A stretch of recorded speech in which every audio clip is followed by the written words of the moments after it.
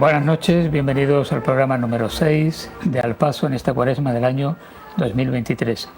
En programas anteriores hemos hablado con hermanos mayores, con cofrades, con hombres de trono, con las personas que ponen a las procesiones en las calles, a los sagrados titulares, en las procesiones de la Semana Santa. Pero hoy queremos hablar de la Semana Santa anterior al movimiento cofrade, lo que es realmente desde el punto de vista litúrgico y en el seno de la Iglesia Católica, el significado que tiene la Semana Santa. Naturalmente que para hablar de ello, personas autorizadas son las que tenemos hoy en el programa. Cuento con don Rafael Rodríguez Sainz de Roza, que es arcipreste de Marbella y Estepona, y además es párroco del Santo Cristo del Calvario. Bienvenido, muy buenas noches. Muchas gracias, buenas noches. Aquí estamos para compartir este ratito y prepararnos para la Semana Santa, que ya está ahí, ya está a un mes vista. Hay que decir que esta parroquia del Calvario cuenta con una larga trayectoria. Fue a finales de los años 60 cuando se crea, se erige canónicamente, pero no tenía templo, y era la capilla del único instituto de bachillerato que había, el Instituto Técnico, donde don José Miranda, que era el encargado de aquella capilla, se hizo cargo también como párroco del Calvario. Ahí estuvo un tiempo hasta que pasó a ser párroco de la Encarnación en la transición entre el fallecimiento de Monseñor Bocanegra y la llegada de don Francisco Echamendi.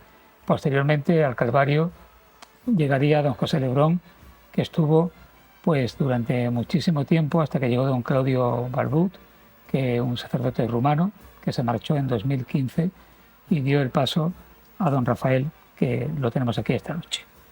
También nos visita Monseñor don José Antonio Sánchez Herrera, que es párroco desde el año 2020 de la parroquia de la Encarnación. Con anterioridad estuvo don José López Solórzano, anteriormente lo hizo don Francisco Echamendi, y Monseñor Bocanegra desde el año 1949.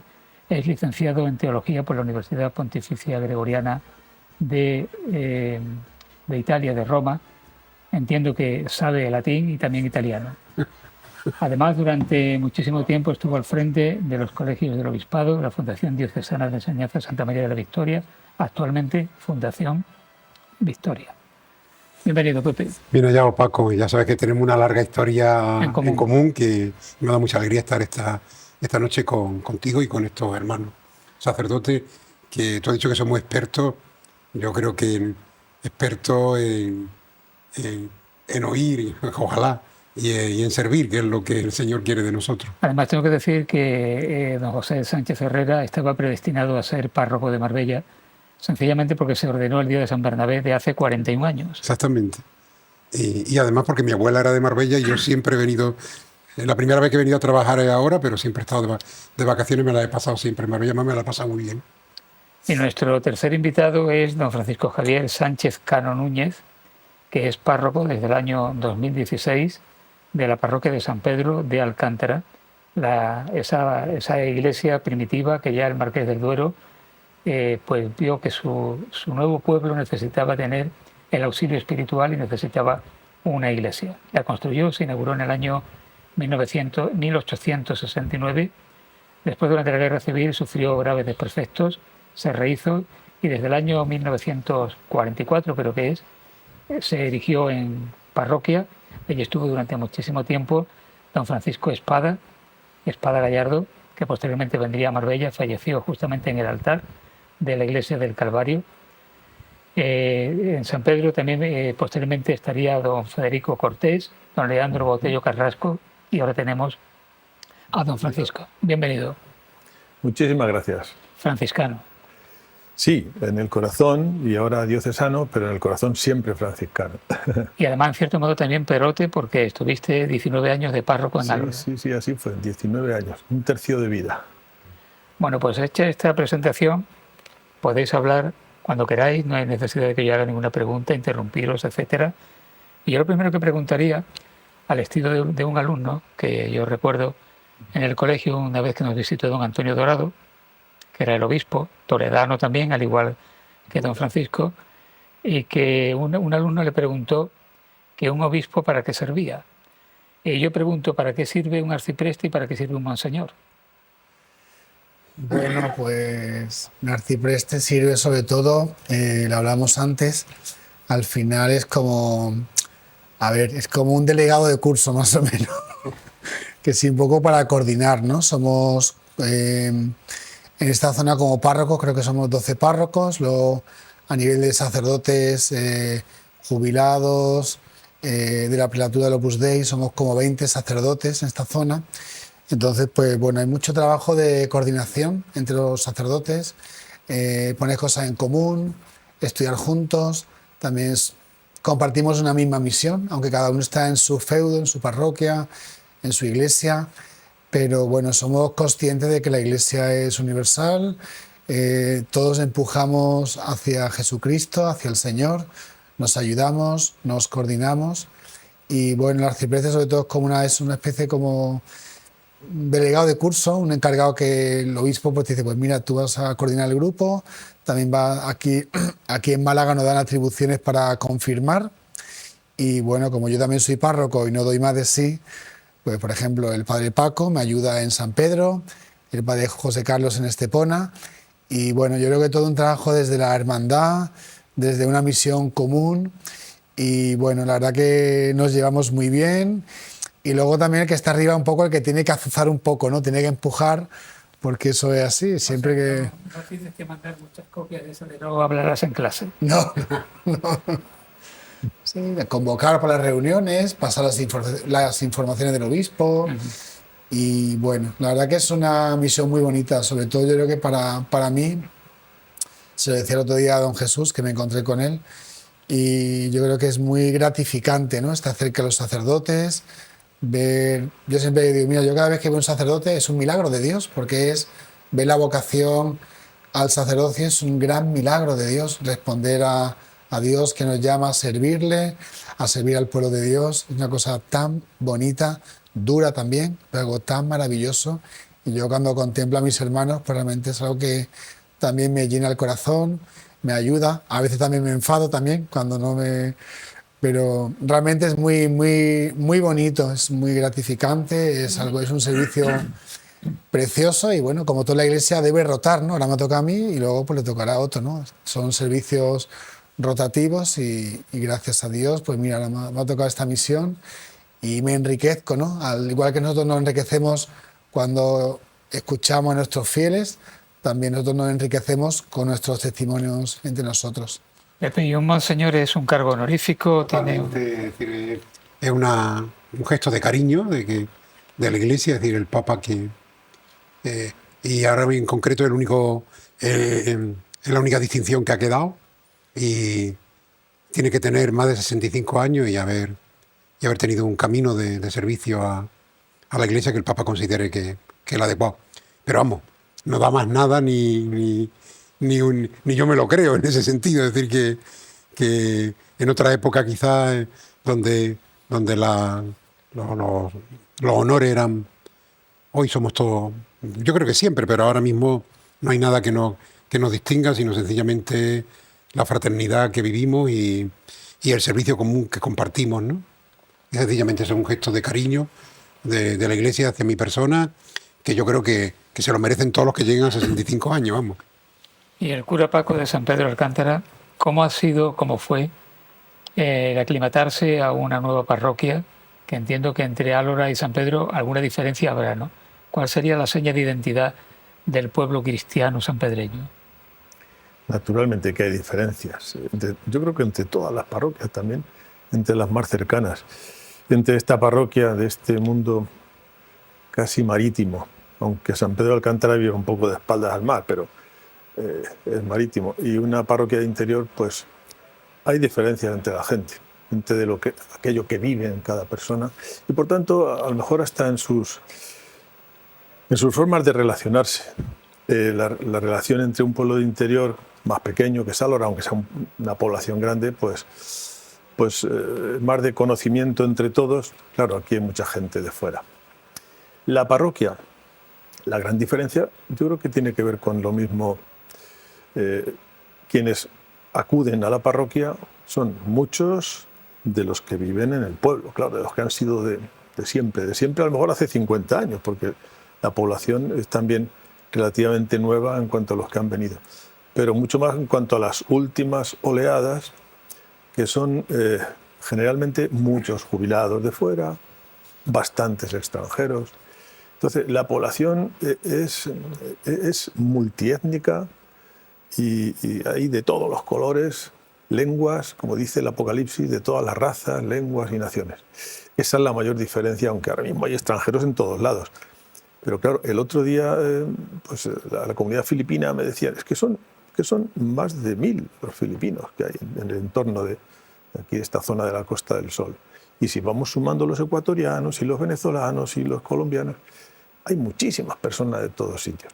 Claro, esa es una diferencia grande con todos los pueblos de interior. Sí, pero que la comunidad filipina tuvo un acto muy bonito hace un par de años, ¿fue, no? Efectivamente, ¿O 3? sí, con motivo del 5º centenario de la Vuelta al Mundo de Magallanes, y coincidió también que ellos celebraron durante la Vuelta de Magallanes, cuando él llegó a la isla de Cebú, que fue en marzo de 1521, o sí, 21, cuando fue el 5º centenario de la cristianización de Filipinas, fue cuando la comunidad filipina, que tiene su sede en San Pedro, viene a veces al Calvario, pues invitaron al señor nuncio a que viniera a celebrar esa efeméride.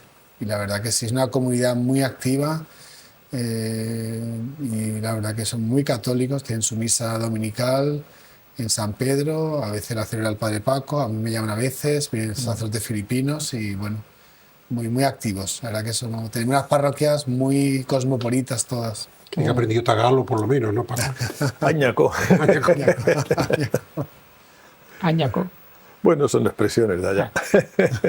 Bueno, vamos a ser un poco didácticos, porque antes, cuando digamos España era un país oficialmente católico y en las escuelas había enseñanza religiosa obligatoria, pues todo el mundo tenía una especie de cultura general. Pero hoy día hay gente joven y no tan joven que realmente no sabe qué es la Semana Santa. Aunque parezca a estas alturas preguntar qué es la Semana Santa, vamos a intentar explicarlo. ¿Qué es la Semana Santa? Bueno, yo creo que fundamentalmente es el momento culmen del itinerario que cada año hacemos los cristianos. Es decir, el momento en que traemos al hoy pues, la muerte y la resurrección del Señor, que es la Pascua. Nuestra vida como cristianos nace precisamente de la Pascua del Señor, que la vivimos fundamentalmente en el sacramento del bautismo como sacramento iniciatorio y en el sacramento de la Eucaristía como actualización repetida, porque ese fue el deseo del Señor, hacer esto en memoria mía. Y si te das cuenta, la Semana Santa fundamentalmente empieza, bueno, el Domingo de Ramos con la entrada de Jesús de Jerusalén, pero sobre todo el Jueves Santo con la institución de la Eucaristía, el Viernes Santo, donde, digamos, veneramos la cruz y la muerte redentora de Jesús, y el sábado que estamos en silencio, como con María, esperando ese momento fundamental, que es el que celebramos en la noche de la Vigilia Pascual. Lo que llamamos Triduo Pascual. El Triduo Pascual, sí, realmente ese es el gran sentido. Y las procesiones tienen que ver con eso. Es decir, de alguna manera lo que se está celebrando en el templo, ya desde el barroco, a partir del Concilio de Trento sobre todo, se saca a la calle. Porque de siempre, no todo el mundo ha venido al templo, y la Iglesia siempre, como maestra y madre, ha buscado la manera de que llegara hacia afuera lo que dentro se celebraba. Sí, y eso es lo que hacen las cofradías, que tienen una tarea preciosísima, y es que lo que litúrgicamente se ha celebrado en el templo, ahora lo sacamos. Ahora que lo importante, realmente es una semana de 8 días. Es una semana de 8 días, sí, porque es de domingo a domingo, aunque el centro neurálgico de esa semana está en el jueves, en el viernes y en el domingo de resurrección. Sí. Sí, ciertamente, claro, lo de los 8 días está muy bien puntualizado, porque es que, claro, el 8º día, que es el día de la resurrección, es ya el culmen. Ya acabó la cosa, o ahí empezó lo bueno, que es que celebramos la resurrección. Ese es el centro. Y claro, pues culminar la Semana Santa con la celebración de la resurrección de Jesús, esa madrugada del sábado al domingo, y el domingo en la calle con la procesión del resucitado, es como manifestar también públicamente cuál es el centro de nuestra fe. Creemos en Jesucristo, que ha muerto, pero ha resucitado. Y a partir de ese día es que pues, se organiza todo el resto del año, sobre todo la Pascua, naturalmente, que la estamos saboreando durante 50 días, pero todo el resto del año depende de esa fiesta. Por eso es el centro, la Pascua. Y la Pascua entendida como, sí, todo ese recorrido, pero ante todo el domingo de resurrección, que es nuestro paso de todo lo que nos hace sufrir en la vida a aquella esperanza de vida eterna y de felicidad sin fin que ya Jesús nos anticipa. Claro, yo creo que a nivel de lo que es la liturgia, para nosotros una palabra muy importante es la palabra participación, porque la liturgia, digamos, los fieles, el sacerdote no somos espectadores, no es un teatro, sino que desde el punto de vista que Jesús muere y resucita, Él nos brinda la salvación, Él nos da la posibilidad de compartir nuestra vida con Él, nos da la posibilidad de cambiar nuestro corazón, de mejorar nuestra vida cristiana, pues todos estamos llamados a la santidad, no simplemente de un voluntarismo, sino de un encuentro con el Señor, unirnos a Él. Entonces, pues las misas, las celebraciones, de alguna manera uno tiene esa experiencia de participar, estamos participando, no simplemente estamos visualizando, sino que entramos en el misterio, el Señor entra en nosotros, cada vez que vamos a misa, no simplemente escuchamos misa, sino que participamos en la misa. El sacerdote como ministro, que es el mismo Cristo, los fieles, desde su sacerdocio real, pues también participan, reciben todas las gracias que salieron del Calvario, de su pasión, de su resurrección. Entonces también es algo, digamos, interior. Yo creo que las procesiones están muy bien porque como que las procesiones como que nos llevan a la liturgia, nos preparan para ese encuentro con el Señor y luego, entonces yo creo que es como una ayuda mutua, ¿no? Yo creo que las procesiones nos ayudan eso a darnos cuenta de que estamos llegando a la pasión, a la muerte, a la resurrección, y en la liturgia participamos, entramos en contacto con Dios, con el Señor, con Jesucristo, y Él nos llena de su amor, de su misericordia, y nos ayuda a llevar todo lo que Jesús nos enseña a nuestra vida cristiana y a mejorar y a vivir en santidad dentro de nuestras posibilidades. Bueno, lo mismo que cada sacerdote tiene también su seña de identidad propia. Por ejemplo, don Francisco es franciscano, la orden franciscana. Don Rafael es próximo al Opus Dei, ¿no? Sí. Forma parte del Opus Dei. Él es sacerdote secular, podemos decir. Los tres ya somos sacerdotes seculares, bueno, sí, pero sí con orígenes diversos. Con orígenes diversos. Lo que quiero decir es que a la hora de enfocar la Semana Santa cofrade, entiendo que hay también matices diferentes a la hora de concebirlo de una o de otra manera, ¿no? Me gustaría saber qué opinión tiene cada uno de vosotros. Tenéis cada uno de vosotros. Bueno, yo de niño he nacido en Málaga, en el barrio de la Victoria, rodeado de parroquia, la mía propia, donde estoy bautizado, Santiago, con muchísimas cofradías, y no se entiende mi vida de niño y de joven, si en Semana Santa, viendo pasar procesiones, etcétera. No era muy cofradiero en el sentido de pertenecer a ninguna cofradía, pero sí he estado siempre, digamos, las veía, me gusta. A mí todavía el sonar de los tambores y las trompetas me crea una cierta alegría interior, porque me hace recordar muchos momentos vividos. Y después en mi familia, sobre todo mi hermano, que hasta hace poco ha sido hermano mayor de una cofradía en Málaga, la Cofradía de la Pasión, pues también nos ha hecho estar siempre muy cercano, muy presente, mi cuñado, etcétera. Es decir, que ese es un mundo que no me es desconocido. Pero claro, después mi vida como sacerdote ha tenido tantos caminos, tantas tareas y tal, que no he estado dedicado. En la mayoría de los lugares donde he estado tampoco había hermandad y cofradía.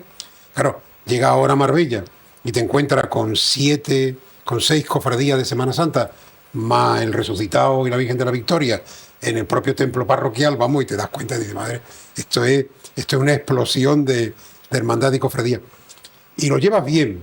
Lo único que ocurre es que, es decir, normalmente, el interés del pastor no coincide al 100% con el interés, digamos, del cofrade. pero no, tampoco son intereses enfrentados, sino intereses que hay que conseguir unir y complementar. Y la tarea que a nosotros nos toca, la podemos profundizar el resto, es, como su nombre indica, somos conciliarios, es aconsejar. Las cofradías precisamente son asociaciones públicas de fieles, es lo máximo jurídicamente que se da en la Iglesia. No hay un grupo que tenga mayor autonomía, mayor responsabilidad, es decir, que tenga, digamos, más derechos y a la vez, por supuesto, más deberes que una hermandad de cofradía. Yo creo que los cofrades a veces no son conscientes de eso. Pero, a la vez, digamos, tienen que ser un testimonio público de la fe de la Iglesia. Y a nosotros, los conciliarios, lo que nos toca es animarle continuamente, digamos, estar ahí diciéndole, mira, que no se nos puede olvidar lo principal y fundamental, que es, digamos, amar a Dios sobre todas las cosas y al prójimo como a ti mismo, que en eso, que ahí se funde, digamos, toda la doctrina cristiana, todo el Evangelio. Además, Pepe, tú tienes la experiencia de haber sido administrador eclesiástico de una cofradía en Málaga, en la Pollenica.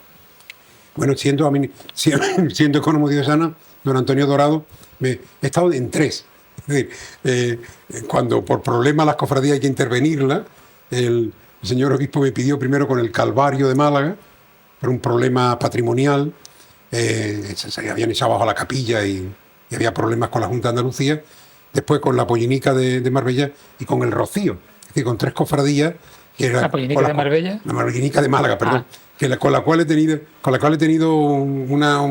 es decir, al principio entra un poco regular porque es un momento difícil, pero con los que mantengo una estrechísima amistad porque al final te das cuenta que al final que las personas somos todas muy parecidas y superados, digamos, los problemas que crean tensiones, al final lo más hermoso es la fraternidad, ¿no?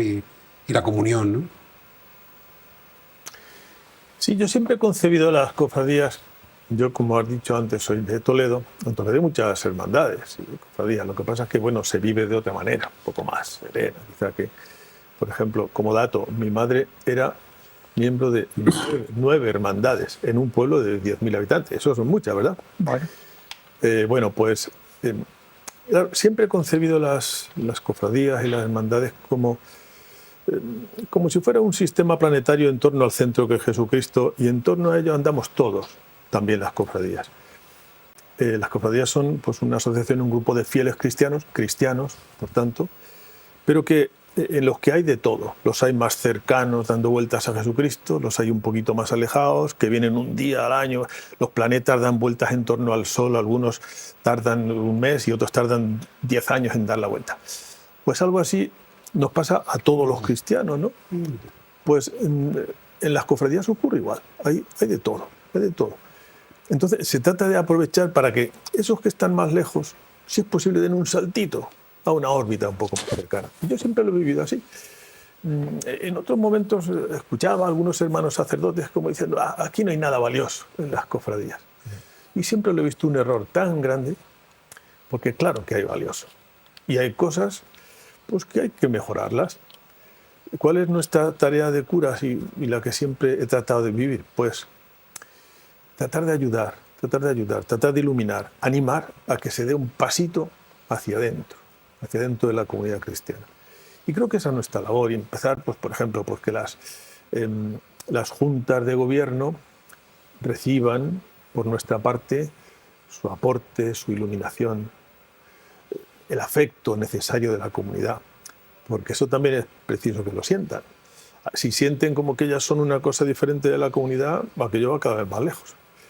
Pero si sienten el afecto a través del cura y demás miembros, van notando que cada vez participan con más gusto de la vida de la comunidad y no solo de la vida de la cofradía.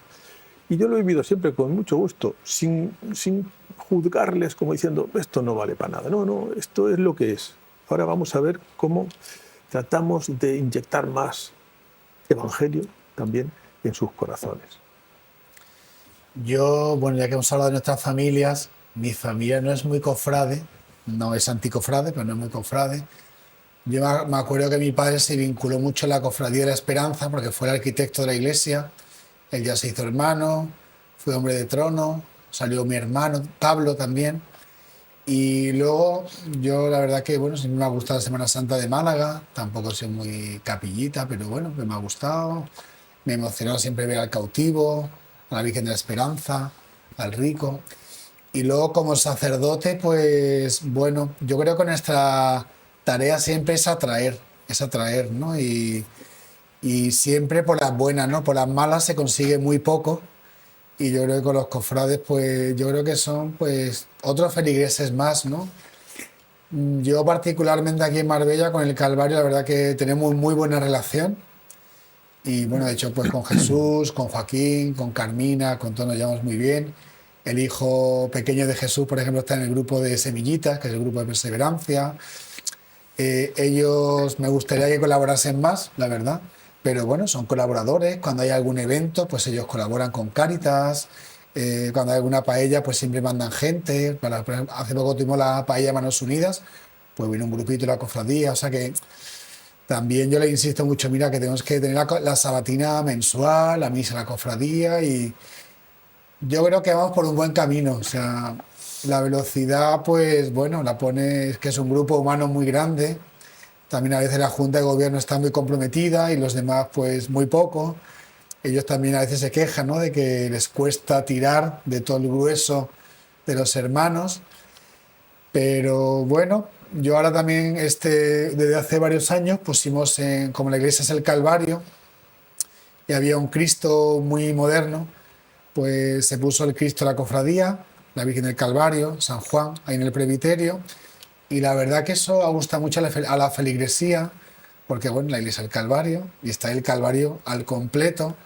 Y yo creo que poco a poco se ha generado un cariño que ya existía y se ha acrecentado entre la feligresía, los hermanos cofrades, y bueno, yo creo que se van buscando sinergias entre la parroquia, la hermandad, y muy bien. Yo hablo mucho con lo de la cofradía, también a veces he invitado a algunos hermanos a hacer el retiro de Maús, lo han hecho también, o sea que hay una relación muy fluida, muy positiva. Yo quería una cosa que no quería se me olvidara, es decir, después llevo 2 años y poco aquí en Marbella, uno de los retos que se planteaba era, digamos, el tema de los jóvenes en la parroquia, y ahora hay un grupo importante de jóvenes en la parroquia y vienen del mundo de las cofradías. Empezamos con una reunión de formación de los acólitos, un poco para que se den cuenta la tarea tan preciosa que tienen, es decir, que no es salir de cualquier manera, es que el acto litúrgico que hemos celebrado ahora lo sacamos a la calle, todo eso se sienten importantísimo, ¿no? Llevando su cirial, el incienso, es decir, todo eso. Bueno, ¿y cuál es el resultado? Que con mucho trabajo, pero también con mucha generosidad por parte de todo, también de la hermandad y de, pues, ¿no?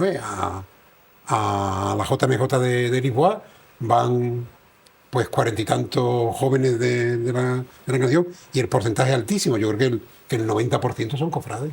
Además tienes un jefe de acólitos extraordinario, Juan José. Sí. Muy comprometido. Y muy Raúl, riguroso.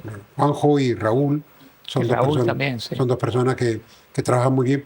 Y después estos críos que ya al final, después de 3 años, ya te conocen, le conocen. Y yo voy un poco también en la línea de lo que decían. Es decir, hay una verdadera amistad y una verdadera, es decir, sintonía y comunicación. Es decir, del cariño de ellos hacia ti y de tú hacia ellos. Y pero además porque son personas cercanas, son gente de nuestra comunidad que tienen su... Y que también ellos lo pasan mal, porque a ellos les encantaría que cualquier cosa que organizan, pues que los 1000 hermanos estuvieran allí, pero eso es muy difícil. Bueno, tenemos una segunda parte de este programa al paso, pero lo que vamos a hacer es una pausa breve y regresamos hablando de Semana Santa.